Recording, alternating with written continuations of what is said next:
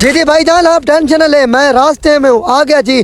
आप ऐसा करें कि उसको साथ बिठाएं और हाँ, और एक कप चाय का लाजमी कहना, ठीक है? आपको तो पता है मुझे चाय बड़ी पसंद है।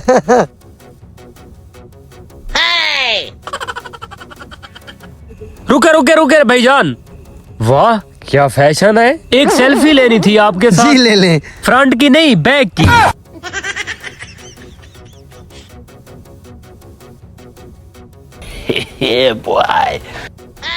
हेलो रुके भाईजान। हेलो भाईजान। क्या मसला है? अरे वाह क्या फैशन है आपका। एक सेल्फी लेनी जी है। जी ले लें। फ्रंट की नहीं, बैक की।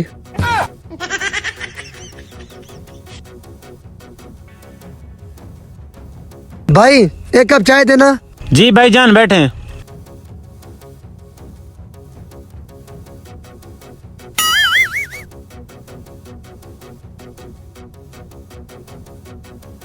भाईजान जल्दी ले आना। 1 मिनट खड़े हो ना। हाँ ये क्या हुआ? क्या भाईजान? वाह क्या स्टाइल है माशाल्लाह।